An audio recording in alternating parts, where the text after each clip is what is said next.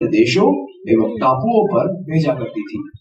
ऐसे ही एक दिन जापान अधिकृत सिंगापुर में अंग्रेजी सरकार की भारतीय टुकड़ी को वहां की जापानी सेना ने गिरफ्तार कर लिया, जिसे सन 1942 में नेताजी सुभाष चंद्र बोस ने जापानी सरकार से एक समझौते के तहत भारत की आजादी के लिए आजाद हिंद फौज में शामिल करा। तो आइए जानते हैं आज कहानी उसी आजाद हिंद फौज और उसके वीर फौजियों की।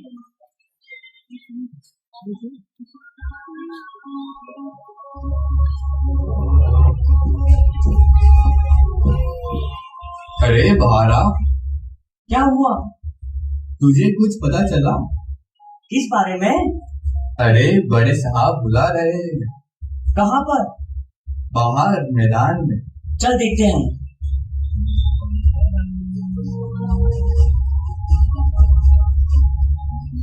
जी हाँ, मैं सुभाष चंद्र बोस आज से आप लोगों का नेतृत्व करूंगा।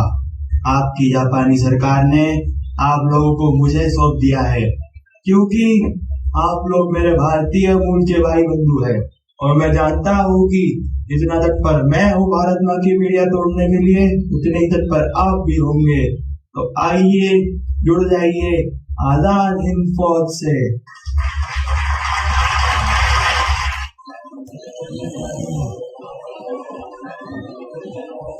फिर क्या सोचा है तुम लोगों ने? सोचना क्या है, पहले वो अंग्रेज फिर ये जापानी, हम लोग के साथ इन्होंने जुल्म किया है। लेकिन हमारे पास कोई और चारा भी तो नहीं इनसे आजादी पाने का। हाँ, बात तो तुम सही कह रहे हो।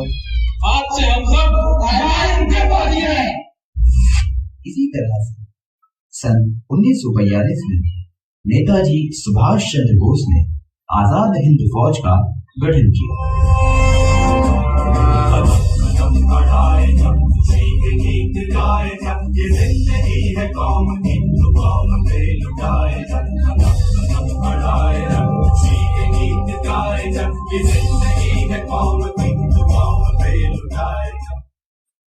विगत 2 वर्षों में आजाद हिंद फौज ने कई मुकाम हासिल किए, परंतु एक दिन सन 1944 में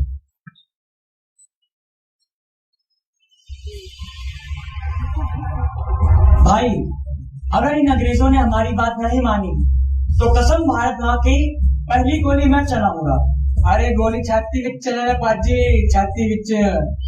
बिल्कुल भाई, आखिर इस जीवन में पहली बार हो रहा है कि वो काम कर पा रहे हैं जो हमें करना चाहिए। पाजी, ये वही अंग्रेज हैं जिन्होंने हमारे देश के हजारों लोगों को बेवजह मारा है। के लिए हम अपनी जान को भी खेल जाएंगे।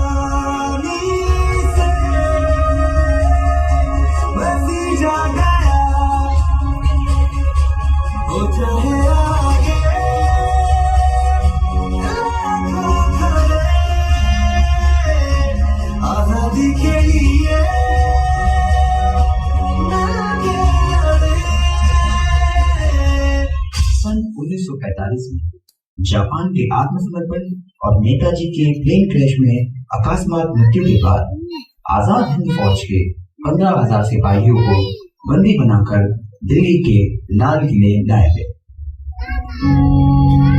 पाजी, आने वाली पीढ़ी हमें क्यों याद करेगी? हाँ भाई, हम तो कुर्बान भी इस खामोशी में हुए जहाँ किसी को पता भी नहीं चलेगा। और पता चले भी क्यों, हम हमारे मुकाम में सफल नहीं हुए। जब आने वाली पीढ़ी आजादी का जश्न मना रही होगी, तब उनकी खुशियां हमारे बलिदान का सबूत होगी।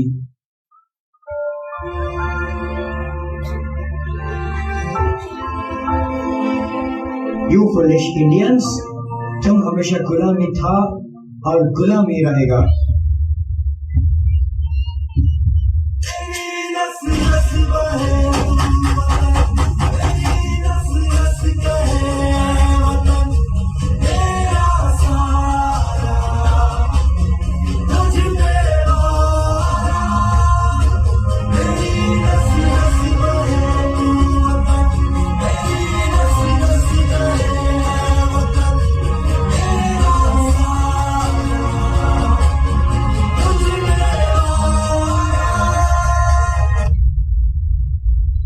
इसी तरह से सन 1945 में आजाद हिंद फौज के सिपाहियों को एक गुमनाम मृत्यु गई और करीबन 32 सालों के बाद सन 1977 में उनके इस बलिदान के बारे में देश को पता चला।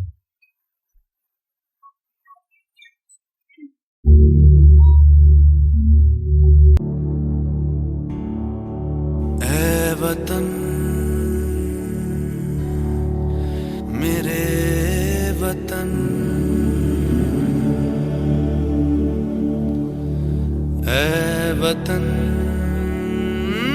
आबाद रहे तू, आबाद रहे तू। ऐ वतन वतन मेरे आबाद रहे तू, वतन वतन मेरे आबाद रहे तू। मैं जहाँ रहूं जहाँ मैं याद रहे तू, मैं जहाँ रहूं जहाँ मैं याद रहे तू। ऐ वतन मेरे वतन,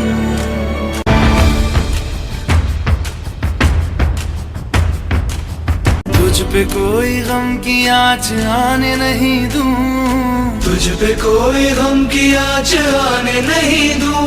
कुर्बान मेरी जान तुझ पे शाद रहे तू, कुर्बान मेरी जान तुझ पे शाद रहे तू। ऐ वतन वतन मेरे आबाद, ऐ वतन मेरे वतन, मेरे वतन मेरे वतन आबाद रहे तू, मेरे वतन आबाद रहे तू। वतन मेरे